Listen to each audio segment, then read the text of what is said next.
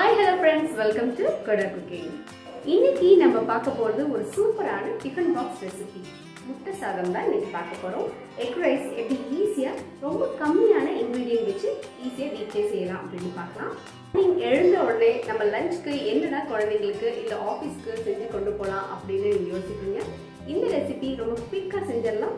கண்டிப்பாக ட்ரை பண்ணி பாருங்க. முட்டை சாதம் நீங்கள் ட்ராவல் பண்ணும்போது கொண்டு போகலாம், இல்லை ஆஃபீஸ்க்கு கொண்டு போகணுன்னாலும் கொண்டு போகலாம். பேச்சுலர்ஸ்க்கு இது ரொம்ப ரொம்ப சூப்பராக ஈஸியாக வீட்லேயே குயிக்காக செய்கிற மாதிரி இருக்கும். வீடியோக்குள்ளே போகிறதுக்கு முன்னாடி நம்ம சேனலை ப்ளீஸ் சப்ஸ்கிரைப் பண்ணிக்கோங்க, பெல் பட்டனும் அழுத்திக்கோங்க. அப்போ தான் நான் போடுற போஸ்ட் உங்களுக்கு வந்து சேரும். இப்போ வாங்க வீடியோக்குள்ளே போகலாம்.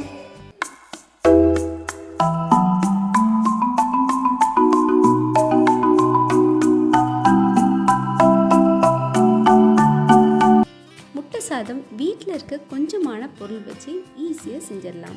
முட்டை சாதம் செய்கிறதுக்கு 3 முட்டை எடுத்து வச்சுருக்கேன், ஒரு தக்காளியை கட் பண்ணி வச்சுருக்கேன், ஒரு பச்சை மிளகாவையும் பெரிய வெங்காயம் பொடி பொடியாக கட் பண்ணி வச்சுருக்கேன், தேவையான கருவேப்பிலை, கொஞ்சமாக பீன்ஸ் இருந்தால் நீங்கள் சேர்த்துக்கலாம், அது ஆப்ஷனல் தான். இதுக்கு தேவையான இஞ்சி பூண்டு விழுதையும் எடுத்து வச்சுருக்கேன். சாதத்தை இது மாதிரி உதிரியாக குக்கர்லேயோ இல்லை நீங்கள் வடிச்சோ எடுத்து வச்சுக்கலாம். சாதம் உதிரியாகவே இருக்கட்டும், குழஞ்சிடாமல் பார்த்துக்கோங்க. நீங்கள் எப்படி வேணாலும் எந்த ரைஸ் வேணாலும் சேர்த்துக்கலாம். ஒரு ஸ்பூன் எண்ணெய் விட்டு கொஞ்சமாக பரட்டி விடுங்க, நல்லா ஆறட்டும். இப்போ கடாய் எடுத்துகிட்டு 2 டேபிள் ஸ்பூன் எண்ணெய் சேர்த்துக்கிறேன். நான் நல்லெண்ணெயும் தேங்காய் எண்ணெயும் டேஸ்ட்டுக்காக சேர்த்துக்கிறேன். இது கூடவே ஒரு ஸ்பூன் சோம்பு, ஒரு பட்டை, 2 ஏலக்காய், கிராம்பு, இது எல்லாத்தையுமே சேர்த்துக்கோங்க. சேர்த்துட்டு இது கூடவே நம்ம வெட்டி வச்சுருக்க பச்சை மிளகாவையும் பொடி பொடியாக அரிஞ்சு வச்சுருக்க பெரிய வெங்காயத்தையும் சேர்த்துக்கலாம். பெரிய வெங்காயமும் இந்த பச்சை மிளகாவும் நல்லா வதங்கி வரணும். கூடவே ஃப்ரெஷ்ஷான கருவேப்பிலை சேர்த்துக்கோங்க. வெங்காயம் நல்லா வதங்கி வரப்போ தான் இதோட டேஸ்ட் நல்லா இருக்கும். வெங்காயம் ஓரளவுக்கு நல்லா வதங்கி வர்றப்பயே இந்த பீன்ஸையும் நல்லா பொடி பொடியாக அரைஞ்சி வச்சுருப்பீங்க, இது கூட சேர்த்துக்கோங்க. உங்கள் ஆப்ஷன் தான். பீன்ஸ், கேரட் எது வேணாலும் நீங்கள் இது கூட நீங்கள் சேர்த்துக்கலாம். இப்போ பெரிய வெங்காயமும் பீன்ஸும் நல்லா வதங்கி வந்துச்சு. இது கூட ஒரு ஸ்பூன் இஞ்சி பூண்டு பேஸ்ட் இது கூட சேர்த்துட்டு அந்த பச்சை வாசனை போகிற அளவுக்கு நல்லா வதக்கி விட்டுக்கலாம். இது கூட ஒரு தக்காளியை நான் கட் பண்ணி வச்சுருக்கேன், இதையும் சேர்த்துக்கலாம். தக்காளி அதிகமாக சேர்த்துக்கூடாது, ஒரு சின்ன மீடியம் சைஸ் தக்காளி இருந்தால் இது கூட நீங்கள் சேர்த்துக்கோங்க. இதுவும் நல்லா வெங்காயத்தோடு சேர்ந்து நல்லா வதங்கி வரணும். இப்போ இது கூட மசாலா பொருட்கள் எல்லாமே சேர்த்துக்கலாம்.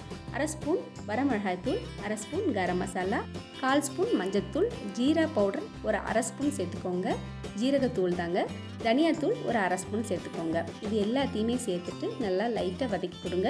வீடியோவை ஸ்கிப் பண்ணாமல் பாருங்கள். இப்போ முட்டையை நான் எப்படி சேர்க்குறேன்னு பாருங்கள். இந்த மசாலா கூட ஃபுல்லாக இந்த முட்டையை சேர்க்கக்கூடாது. நம்ம வதக்கின பொருள் எல்லாத்தையுமே ஒரு சைடாக ஒதுக்கி விட்டுருங்க. இன்னொரு சைடில் ஒவ்வொரு முட்டையாக உடச்சி ஊற்றிடுங்க. அதுக்கு தேவையான உப்பை இது கூட சேர்த்துக்கோங்க. இந்த முட்டைகளை எதுக்கு ஒரு சைடாக சேர்த்துருக்கோம் அப்படின்னா, மசாலா கூட நீங்கள் சேர்க்கும்போது அந்த மசாலா எல்லாமே இந்த முட்டையில் பைண்ட் ஆகி நல்லா ஒட்டிடும். அப்போ ரைஸில் எந்த மசாலாவுமே இருக்காது. அதனால இந்த முட்டையை மட்டும் ஒரு சைடாக நல்லா வதக்கி எடுத்துக்கோங்க. இது உப்பு சேர நல்லாவே இருக்கும். இப்போ முட்டையை மசாலா படாமல் நல்லா வறுத்து எடுத்துட்டோம். இந்த ஸ்டேஜில் முட்டையும் மசாலாவும் சேர்த்து நம்ம வதக்கி எடுத்துக்கலாம். இப்போ ஒன்றோட ஒன்று ஒட்டாது. நம்ம வடித்து வச்சுருக்க சாதத்தை இப்போ சேர்த்துக்கலாம். ரைஸ் உதிரியாக இருக்கணும் அப்படின்னா சூடாக சேர்த்துடக்கூடாது.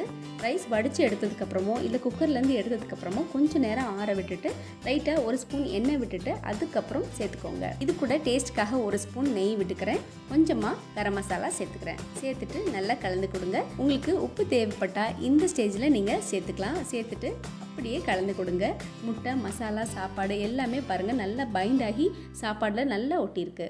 இப்போ இந்த ரைஸை 5 மினிட்ஸ் சிம்மில் வச்சு மூடி வச்சுருங்க. இப்படி மூடி வைக்கிறனால தம் போட்ட மாதிரி பிரியாணி டேஸ்ட்டில் முட்டை சாதம் சூப்பராக இருக்கும். இந்த முட்டை சாதம் லஞ்ச் பாக்ஸுக்கு ரொம்ப ரொம்ப சூப்பராக இருக்கும். குட்டீஸ்க்கு ரொம்பவே பிடிக்கும். ஆஃபீஸ் போகிறவங்களும் இதை கண்டிப்பாக செஞ்சு எடுத்துகிட்டு போகலாம். சீக்கிரமாக செஞ்சிடலாம் கொஞ்சமான இன்க்ரீடியன்ட் வச்சு. 5 நிமிஷத்துக்கு அப்புறம் தம்லேருந்து ரிலீஸ் பண்ணிக்கோங்க. நல்ல உதிரியான முட்டை சாதம் கொத்தமல்லி ஃப்ரெஷ்ஷாக தூவி சூப்பராக இருக்கும். இந்த எக் ரைஸ் உங்களுக்கு பிடிச்சிருந்துன்னா உங்கள் ஃப்ரெண்ட்ஸ் அண்ட் ஃபேமிலிக்கும் ஷேர் பண்ணுங்கள். நம்ம சேனலுக்கு மறக்காமல் சப்ஸ்கிரைப் பண்ணிடுங்க. லைக் பண்ணுங்கள், கமெண்ட் பண்ணுங்கள். தேங்க்ஸ் ஃபார் வாட்சிங். பாய்.